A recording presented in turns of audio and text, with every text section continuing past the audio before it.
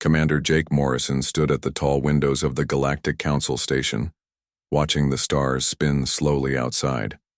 For 200 years, humans had been part of this great alliance of alien species, but now, everything was falling apart. The meeting room behind him buzzed with angry voices. The Zephyrians looked like tall, blue-skinned humans with forearms and silver eyes that never blinked. Their leader, Council Prime Zethkol, spoke in his cold, metal voice. The human colonies on Kepler 442 and Ross 128 must be evacuated within 1 standard year, he announced. These worlds contain resources too valuable to waste on a single species. Jake turned around, his jaw tight with anger. Those are our homes. Millions of families have lived there for generations. The Korthak delegate, a creature that looked like a giant insect covered in black armor, clicked his mandibles together in what passed for laughter among his kind. Homes can be rebuilt. The Council has designated suitable worlds for human relocation. Suitable? Jake's voice rose. You mean the desert planets with no water and the ice worlds where nothing grows? Vale Consortium Representative Yura 10 floated in her transparent sphere filled with purple gas. Her tentacles waved as she spoke through her translator device. The decision has been made. Humans will comply or face enforcement action. Jake looked around the circular chamber. 50 different alien species sat in their specialized seats, and not one of them spoke up for humanity. They had all voted the same way. They wanted humans gone from the good worlds. This is not justice, Jake said quietly. This is theft. Zethkol's 4 arms folded across his chest. Careful, human. Your species has been given much freedom in this galaxy. Do not abuse our generosity. The meeting ended with Jake standing alone as the aliens filed out. He touched the small device hidden in his uniform collar, knowing that every word had been recorded. Back on Earth, people needed to know what was really happening out here. 3 days later, Jake's ship arrived at Earth. He had never been so happy to see the blue and green planet where humanity began. His shuttle landed at the United Nations, building in New York where President Lisa Carter was waiting for him. Lisa was a small woman with gray hair and sharp green eyes. She had led Earth for 6 years, always trying to keep peace with the aliens. But Jake could see the anger in her face as he played the recording of the council meeting. So they want to move all humans to worthless worlds, she said after listening. And if we refuse?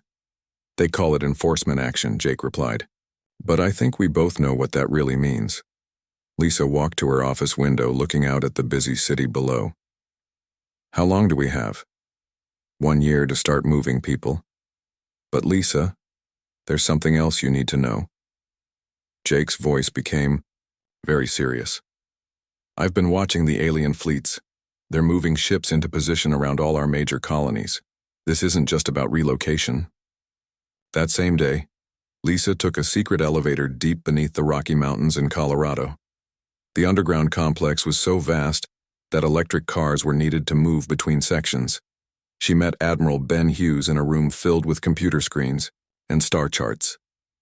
Ben was a tall man with gray hair and hands marked by years of military service.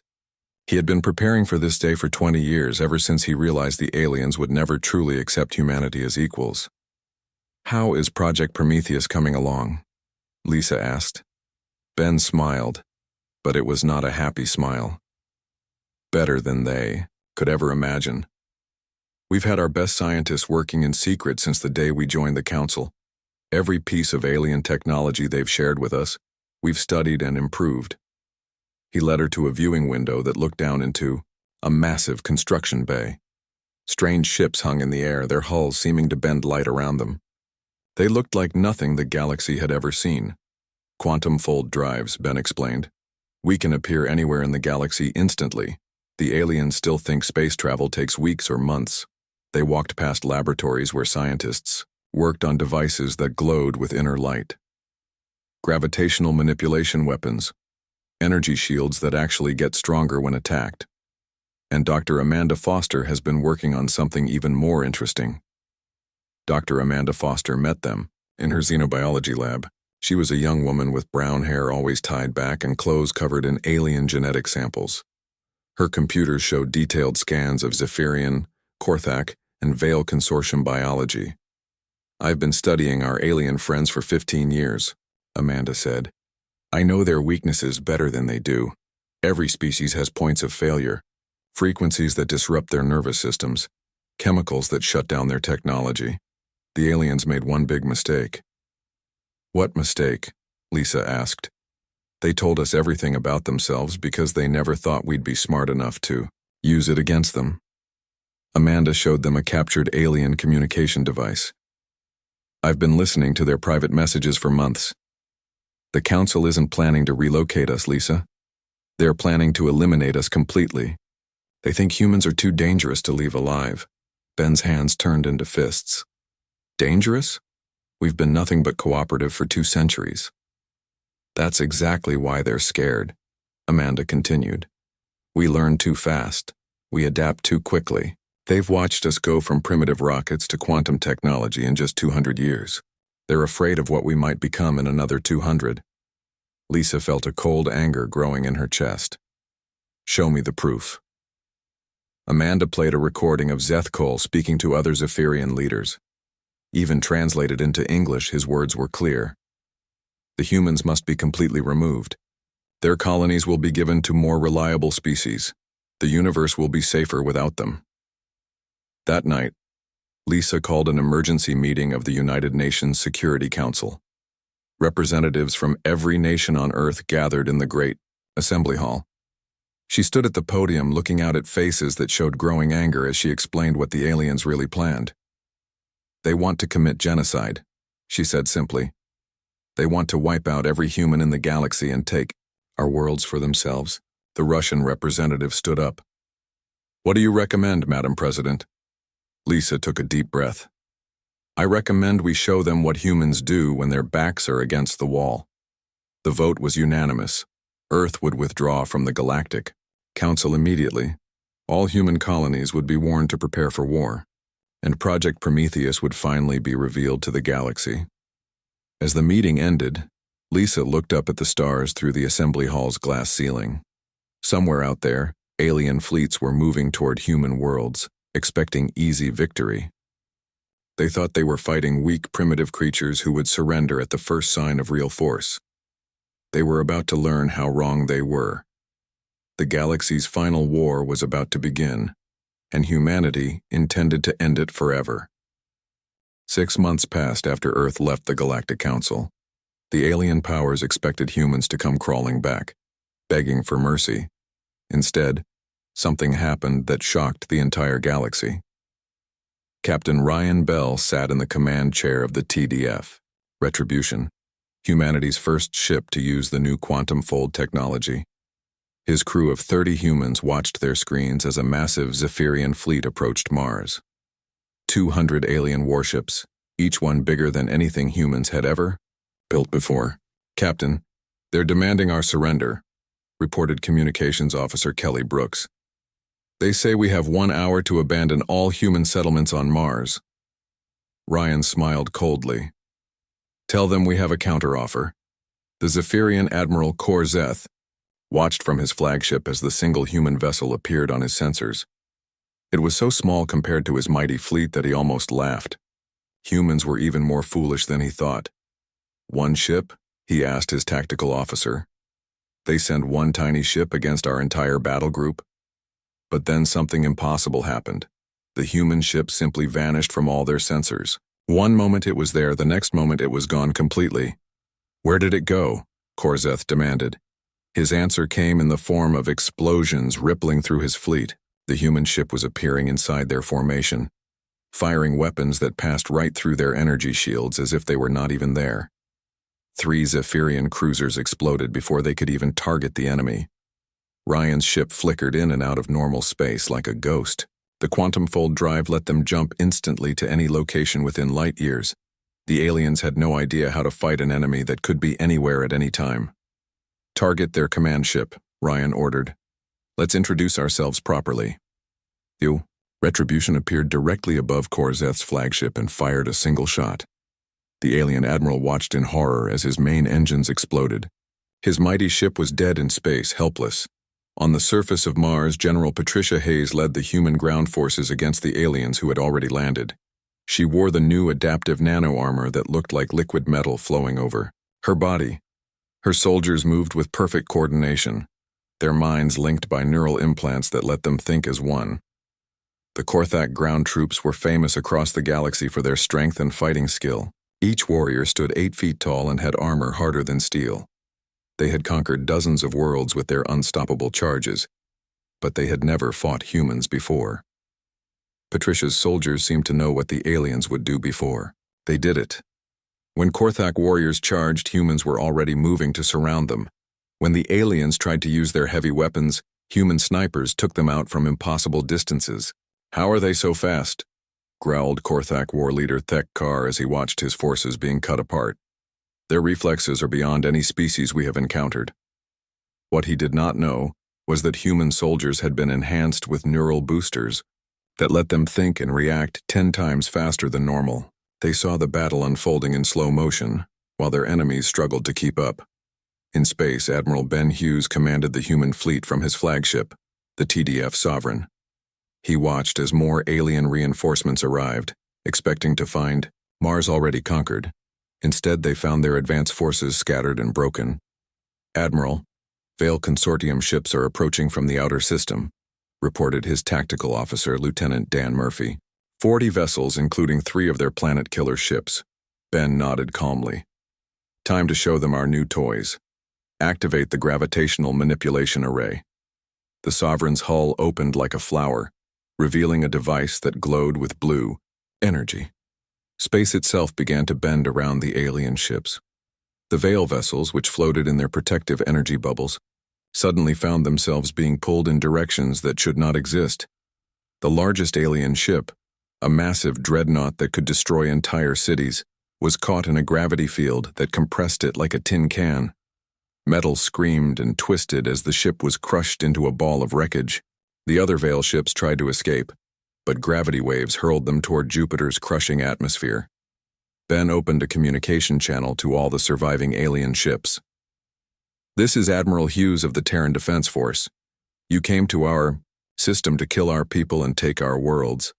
Now you get to see what happens when you threaten humanity." Back on Earth, Dr. Amanda Foster was in her laboratory, questioning captured alien officers. The Zephyrian captain she was talking to had 4 broken arms and fear in his silver eyes. "Your intelligence was wrong," she told him in his own language. "Humans are not the weak, primitive species you thought we were." The alien captain tried to stay proud. "Our fleets will destroy your pathetic world. The full might of 3 galactic powers is coming for you." Amanda smiled and showed him a star chart on her computer screen. Red dots marked the locations of major alien military bases across 3 star systems. "Funny thing about having spies in the Galactic Council for so long. We know where all your important targets are." The captain's eyes went wide as he realized what she meant. "You cannot reach our home systems. They are too far away and too well defended." "Watch and learn," Amanda said. At that exact moment, human fleets were appearing in 12 different star systems. The quantum fold drives let them travel anywhere in the galaxy instantly. Alien commanders who thought they were safe in their home systems suddenly found human ships materializing right outside their space stations. Captain Maria Santos led one of these strikes on the Korthak fortress world of Drax Prime. Her team used the new phase shift technology to walk through solid walls like ghosts. Korthak guards fired their weapons uselessly as human soldiers appeared inside their command bunkers. "Impossible," whispered the fortress commander as Maria materialized right behind him. "Nothing can penetrate our defenses." "Your defenses are designed to stop normal matter," Maria explained as she placed him under arrest. "We're not using normal matter anymore." Colonel Steve Parker coordinated the rapid deployment forces from Earth's command center. On his screens, he watched human teams striking targets across the galaxy. Alien communication networks were being turned into weapons. Automated defense systems were being reprogrammed to serve humanity. "Status report," he called out to his staff. "Korthak home fleet is disabled," reported one officer. "Vale Consortium command structure is compromised. Zephyrian border defenses have fallen. Steve nodded with satisfaction. The aliens had expected a long, brutal war where their superior numbers would eventually crush human resistance. Instead, they were learning that numbers meant nothing when your enemy could be everywhere at once. The psychological impact was even more devastating than the physical destruction. Across the galaxy, alien leaders huddled in their bunkers, terrified of an enemy that struck like lightning and vanished like smoke. Species that had ruled star systems for thousands of years now spoke of humans in whispered, frightened voices. On the Zephyrian homeworld, Council Prime Zethkol received reports that made his blue skin turn pale with fear. Half of his military forces had been destroyed or captured in just 3 days. Human ships had appeared in his own system and were systematically dismantling his defenses. How did they become so powerful so quickly? He asked his advisors. 6 months ago, they were begging us for mercy. His chief intelligence officer brought him recordings captured from human transmissions. They have been preparing for this war for decades, Prime. While we thought they were weak and grateful members of the Council, they were secretly developing weapons we cannot understand or defend against. The recordings showed human factories hidden in asteroid belts, producing ships with technology that seemed like magic. They showed human scientists who had studied every alien weakness for 20 years. They showed a species that had been planning for this exact moment since the day they joined the galactic community. Zethkol realized with growing horror that humanity had never intended to be junior partners in the galaxy. They had been planning to replace the current powers all along, and now they were doing exactly that. As reports came in of human victories across 3 star systems, the alien coalition made a desperate decision. They would gather every remaining ship, every weapon, every soldier they had left. They would make their final stand at the galactic core, where the central black hole would prevent human ships from using their teleportation technology. It would be the largest military gathering in galactic history. 10,000 ships from 17 different species, all united by their fear of what humanity had become. They did not know that humanity was counting on exactly that reaction. The human counteroffensive moved faster than lightning across the galaxy. What the aliens had thought would be a quick war to crush weak humans had turned into their worst nightmare. Now they were the ones running and hiding. Captain Maria Santos stood inside the command center of Drax Prime, the most heavily defended fortress in Korthak space. Just 6 hours ago, this place had been considered impossible to attack. The Korthak had built it inside a mountain of solid metal, surrounded by energy fields that could stop any known weapon. But humans did not use known weapons anymore. Maria's team had simply walked through the mountain itself using their phase shift technology. The Korthak guards had watched in terror as human soldiers appeared like ghosts inside their most secure areas. Their weapons passed harmlessly through the shifted humans, while human weapons struck them down with deadly accuracy. "Fortress commander is secured," Maria reported into her communicator. "All defense systems are now under our control." The Korthak commander, a massive insect-like creature named Thekmor, lay unconscious on the floor. His black armor was cracked, and his confidence was completely broken. For 1,000 years, no enemy had ever breached Drax Prime. Humans had done it in less than an hour. Meanwhile, Admiral Ben Hughes was preparing something that would change the course of the war forever. His flagship, the TDF Sovereign, hung in space near the Vale Consortium's home system. Below them, the beautiful blue world of Vale Prime sparkled like a jewel. "Are you certain about this weapon?" asked his tactical officer, Lieutenant Dan Murphy. "We've never tested it on this scale before." Ben looked at the readings on his screen.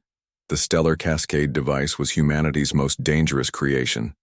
It could destabilize a star itself, turning it into a weapon that would disable every piece of technology within 3 light years. "The Vale Consortium has their entire home fleet protecting this system," Ben replied. 3,000 ships, including their mobile space fortresses. We need something that can stop all of them at once. The Vale Prime system contained the largest alien fleet ever assembled in one place. Their ships floated in their protective energy bubbles, confident that nothing could threaten them in their home territory. They had weapons that could crack planets and defenses that had never been broken. but they had never faced the stellar cascade. Ben gave the order, and the device activated. Deep space began to glow with strange energy as the weapon reached out toward Vale Prime's sun. The star itself began to flicker and pulse as its fusion reactions were carefully disrupted. The first solar flare erupted from the star like a tongue of fire that stretched across space. But this was not a normal flare. The energy had been modified by human technology to target specific frequencies used by alien electronics. Every Vale ship in the system suddenly went dark. Their energy bubbles collapsed, their weapons shut down, and their engines died. 3,000 of the most advanced warships in the galaxy became floating pieces of metal, completely helpless. "Impossible," whispered Vale Fleet Admiral Yira Cole, as her flagship drifted without power. "Nothing can affect our quantum-sealed systems." She was wrong. Human scientists had found a way to make a star itself into their weapon. The modified solar radiation passed through every kind of shielding and protection the Vale had ever developed. On Earth, President Lisa Carter watched the reports coming in from across the galaxy. Colonel Steve Parker stood beside her in the war room, coordinating the rapid deployment forces that were now striking targets on 17 different worlds. "Status report, Colonel," Lisa requested. Steve checked his displays. "Korthak Fortress worlds have fallen. Vale Home Fleet is completely disabled. Zephyrian border defenses are in full retreat. Our forces are advancing on all fronts." Lisa nodded, but she did not smile. "Casualties? Minimal on our side. The aliens are taking heavy losses, but most are surrendering rather than fighting to the death." That was exactly what Lisa had hoped for. Humanity did not want to commit genocide. They wanted to end the threat permanently, but they preferred to do it by breaking the aliens' will to fight rather than killing every last one of them. Dr. Amanda Foster entered the war room carrying a stack of data tablets. Her xenobiology research was proving just as important as any weapon in this war. "I've been analyzing the captured communications," Amanda reported. "The alien leaders are completely terrified. They're calling us the Reapers and the ones who end wars. Some species are already talking about surrender." Lisa looked at the star map showing human advances. Red markers showed alien strongholds that had fallen. Blue markers showed human fleets moving deeper into enemy territory. The three great galactic powers were being systematically dismantled. "What about their leadership?" Lisa asked. "That's the interesting part," Amanda replied. "The Zephyrian Emperor has been moved to a secret bunker on their homeworld. The Korthak High Command is hiding in deep space. The Vale Consortium leaders have scattered to different systems." Colonel Parker leaned forward. "They're running scared. Good. Fear will make them more willing to negotiate when this is over." But the aliens were not ready to negotiate yet. Instead, they were preparing for one final desperate gambit. General Patricia Hayes intercepted their communications from her command post on captured Drax Prime. "They're gathering everything they have left," she reported to Earth. "Every ship, every weapon, every soldier. They're planning to make their last stand at the Galactic Core." Lisa frowned. The Galactic Core was dangerous territory. The massive black hole at the center of the galaxy created gravitational fields that could tear ships apart. It was also where quantum fold drives would not work properly. "They're trying to neutralize our mobility advantage," she realized. "Near the black hole, our ships will have to move normally like theirs do." Admiral Hughes received the same intelligence aboard his flagship. He was not worried. Humanity had been preparing for this possibility too. If the aliens wanted a conventional battle, they would get one. But it would not be the kind of conventional battle they expected. The final gathering began 2 weeks later. Ships from 17 different alien species converged on the galactic core. The Zephyrians brought their remaining battle cruisers with their powerful energy weapons. The Korthak assembled their heavy assault ships designed for ramming attacks. The Vale Consortium contributed their reality-warping vessels that could bend space itself. In total, over 10,000 alien ships gathered near the central black hole. It was the largest military force ever assembled in galactic history. Every species that had ever feared human expansion was represented in this final armada. But they were not just fighting humans anymore. They were fighting an enemy that had learned to turn their own strengths against them. Captain Ryan Bell commanded one of the human scout ships observing the alien buildup. His orders were simple: watch and report. The main human fleet would arrive when Admiral Hughes was ready. "Captain, they're positioning their ships in a defensive sphere around the black hole," reported his sensor officer. "Classic galactic warfare formation." Ryan smiled. Classic is right. They're fighting the last war, not this one. The aliens expected humans to attack from a single direction, the way galactic warfare had been fought for thousands of years. They had heavy ships on the outside, medium ships in the middle, and their command vessels protected at the center near the black hole itself. What they did not know was that humans had been studying the galactic core for months. They had found ways to use the black hole's gravity as a weapon. They had discovered how to navigate the dangerous space around it. Most importantly, they had learned how to make the aliens' own formation work against them. The stage was set for the largest battle in galactic history. 10,000 alien ships waited in perfect formation, confident in their numbers and their defensive position.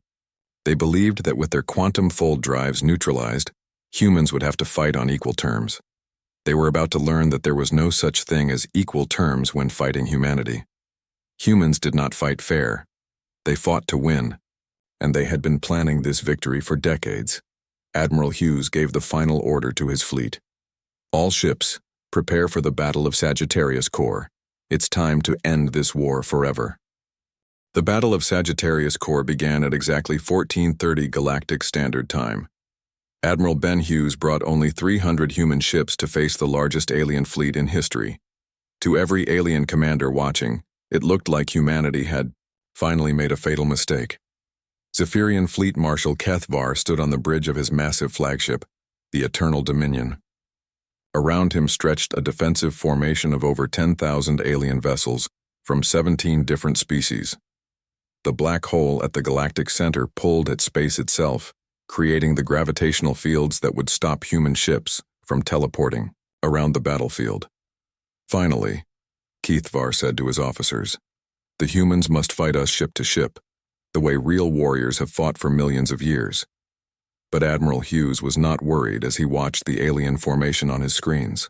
His flagship, the TDF Sovereign, led a small fleet that looked pitiful compared to the alien armada. Each human ship was outnumbered 30 to 1. "Admiral, they're demanding our surrender," reported Communications Officer Kelly Brooks. "Marshal Kethvar says we have one chance to save our species." Hughes smiled coldly. "Tell the Marshal that. We're here to give him one chance to save his." The alien fleet opened fire first. Thousands of energy beams and plasma torpedoes filled space with deadly light. The concentrated firepower was enough to destroy entire planets. It seemed impossible that any ship could survive such an attack. But the human ships did not try to dodge or hide. Instead, something incredible happened. Captain Ryan Bell watched from his ship, the Retribution, as the alien weapons struck human shields and simply disappeared. "Conversion barriers are holding," reported his tactical officer. "All enemy fire is being absorbed and converted to power for our systems." This was humanity's greatest breakthrough. Dr. Amanda Foster had discovered how to turn enemy attacks into fuel for human weapons.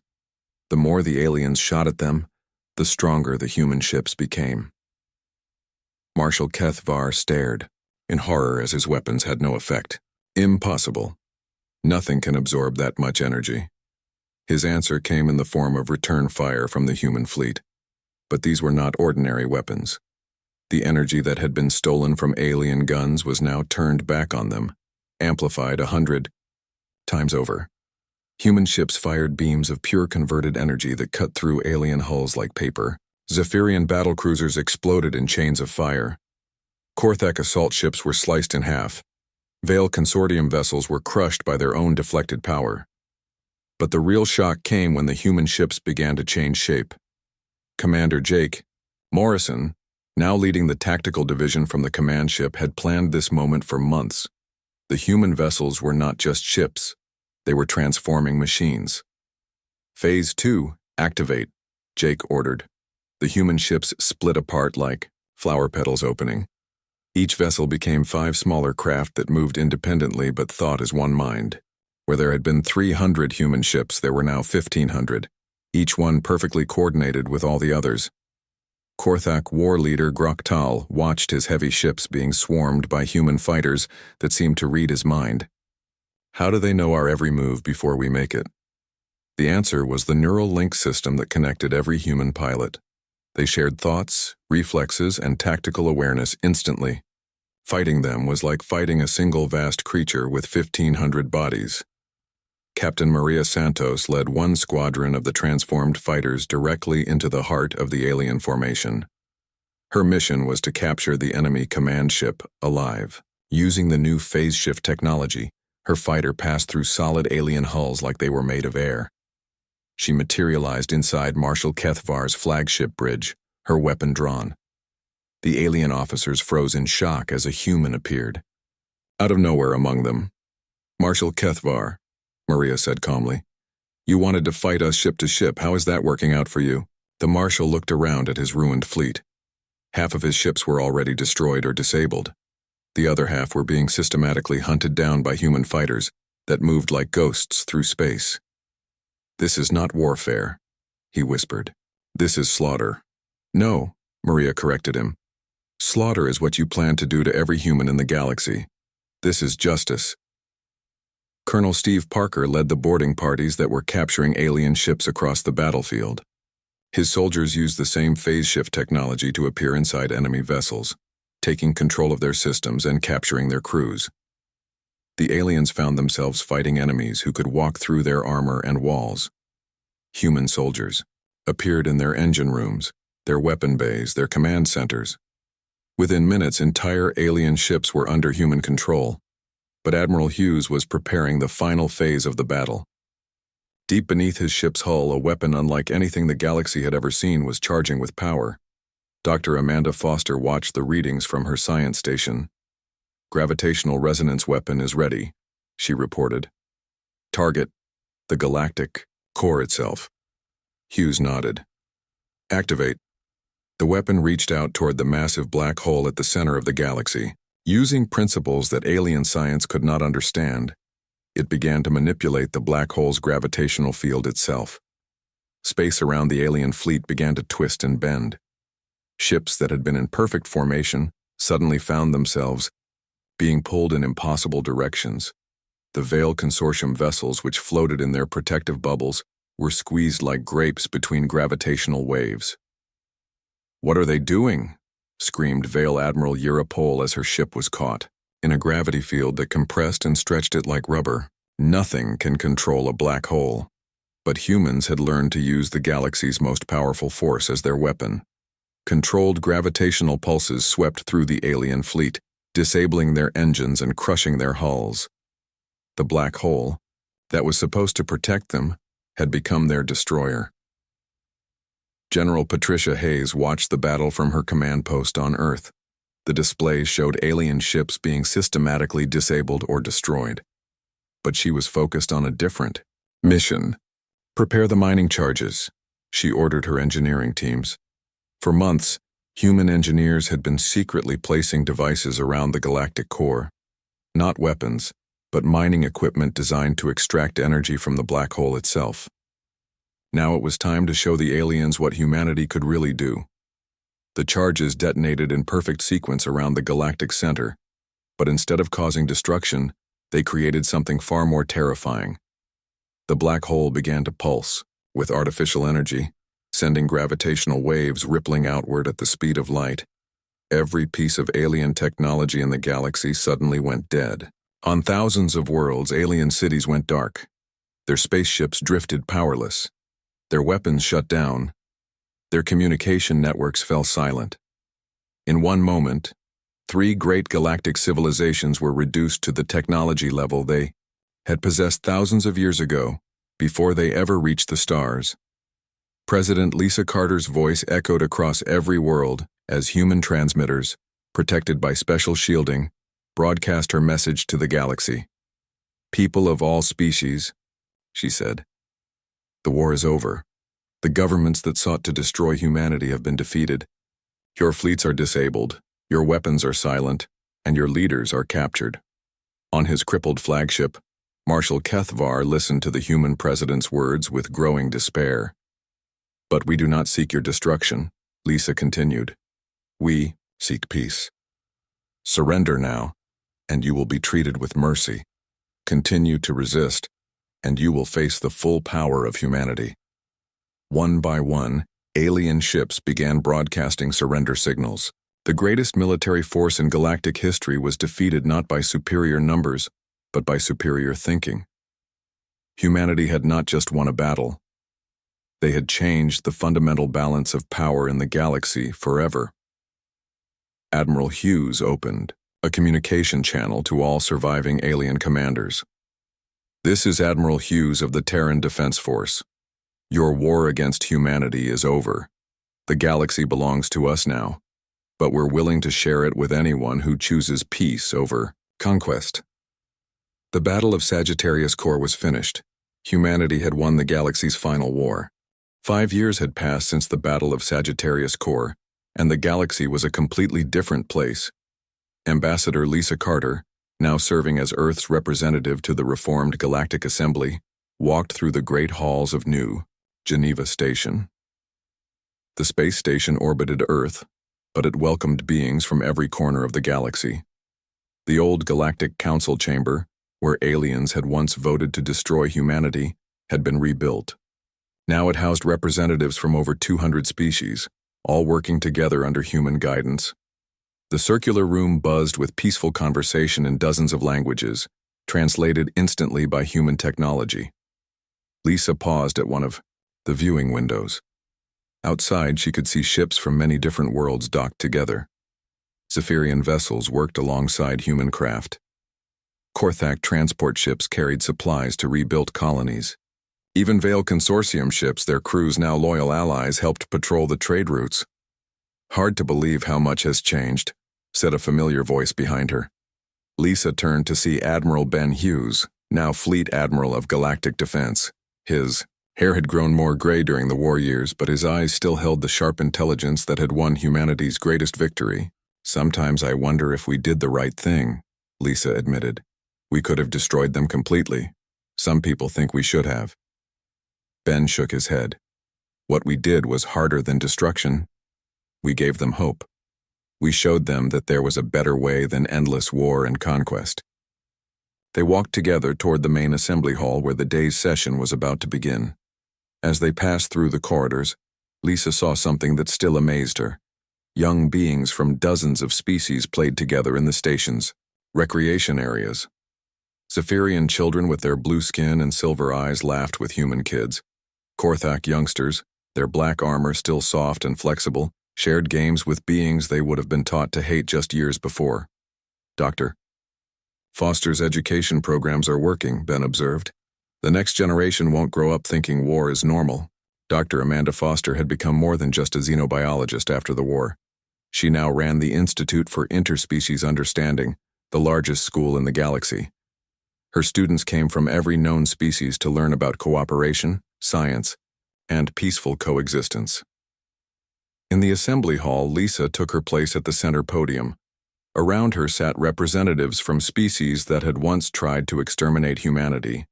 Now they worked together to solve the galaxy's problems.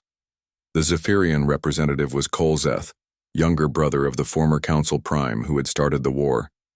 He had spent 2 years studying human history and philosophy, learning why humans fought so hard for freedom. "Ambassador Carter," he said, standing to address the assembly, "the Zephyrian Republic wishes to propose new funding for the refugee resettlement program. During the war, millions of beings had lost their homes when alien governments fell. Instead of leaving them to suffer, humanity had organized massive relief efforts. Former enemies now worked together to build new colonies and restore damaged worlds." The Korthak representative, war leader Groknell, had once commanded troops against human forces. Now he led reconstruction efforts on worlds devastated by the fighting. "The Korthak clans pledge our engineering expertise to the Mars terraforming project," he announced. "Human and Korthak workers will build a better world together." Lisa smiled as she listened to the proposals.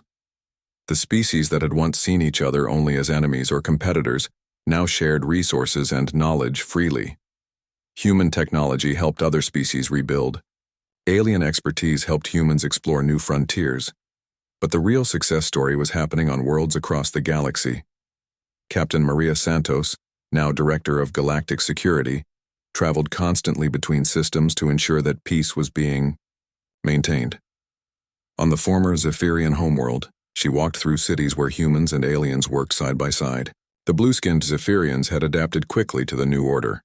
Their natural intelligence made them excellent partners in scientific research. Captain Santos called out a young Zephyrian engineer named Lara Cole. The new power plant design is ready for testing. Human and Zephyrian technology combined should increase efficiency by 40%. Maria nodded approvingly. That's exactly what we hope for. Your people's energy manipulation skills with our gravitational control systems make a perfect combination.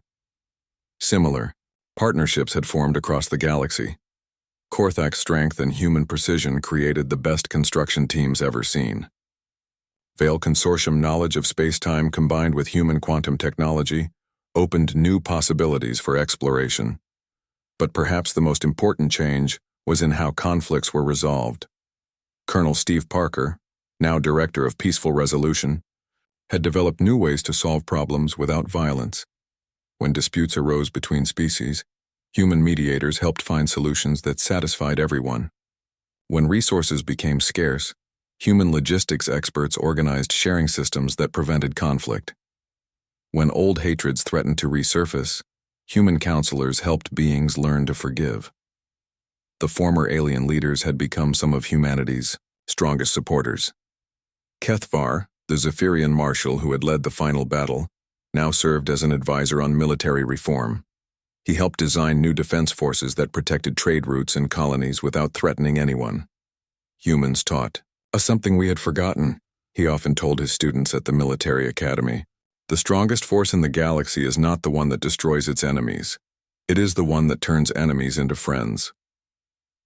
General Patricia Hayes had retired from active military service to become Earth's Secretary of Veterans Affairs. She spent her time helping the soldiers who had fought the galaxy's final war adapt to a peaceful existence. The hardest part of winning wasn't the fighting, she often said. It was learning how to stop fighting and start building something better. Many human veterans now worked as teachers, engineers, and peacekeepers across the galaxy. They carried with them the memory of war, but also the knowledge of how to prevent future conflicts. On the 5th anniversary of Galactic Peace, President Lisa Carter stood before a memorial that had been built on Earth. Representatives from every species in the galaxy had come to attend the ceremony. The memorial was a simple black wall with names carved in every known language. But the inscription at the top was written in common galactic script so everyone could read it. Here lies the old galaxy, where might made right. Here begins the new galaxy, where wisdom guides strength. Former enemies stood together as Carter read the names of all who had died in the war. Humans, Zephyrians, Korthak, Vale Consortium members, and dozens of other species. The memorial honored them all equally, because death in war was a tragedy regardless of which side someone had fought for. They died so that their children would not have to, Carter said. We honor their sacrifice by building the peace they could not live to see. As the ceremony ended, something beautiful happened. Children from dozens of species came forward with flowers from their home worlds. They placed the alien blossoms together at the base of the memorial, creating a garden of colors and shapes that no single world could have produced. Dr. Foster watched with tears in her eyes as a human girl and a young Zephyrian boy worked together to plant a flower that would only bloom when two different soil types were mixed together. It was a perfect symbol of what the galaxy had become. Later that evening, as the celebration continued in the cities below, Carter stood on the observation deck of the memorial site. Admiral Hughes joined her, and together they watched the stars. "Do you think it will last?" Carter asked. "This peace we've built?" Hughes was quiet for a moment. "Nothing lasts forever, but we've given the galaxy something it never had before. We've shown them that cooperation is stronger than conquest. That understanding is more powerful than fear." In the distance they could see ships from many worlds leaving Earth's orbit, carrying their crews back to homes across the galaxy. but they would return. Trade agreements, scientific exchanges, cultural festivals, and simple friendships now connected every inhabited system. The galaxy had learned that challenging humanity wasn't just inadvisable, it was unnecessary. Humans had proven they were willing to share their strength with any species that chose cooperation over conquest. As Carter and Hughes watched the stars, children from a dozen worlds played in the parks below them. These young beings would grow up in a galaxy where war between species was just a story their grandparents told. They would know peace as their birthright, not their distant dream. Humanity's final war had indeed been devastating to the old ways of thinking that had kept the galaxy divided for millions of years. In its place had grown something better, a civilization based on cooperation, understanding, and hope. The galaxy would never be the same. And that was exactly what humanity had planned all along.